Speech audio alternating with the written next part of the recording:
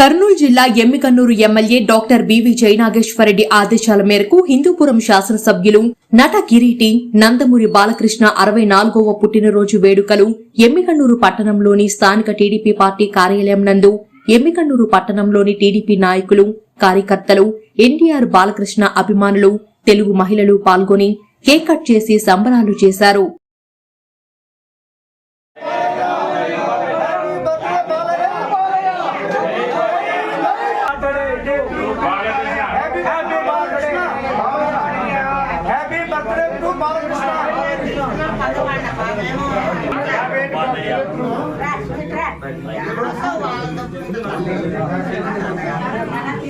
జై బాలయ్య జై బాలయ్య జై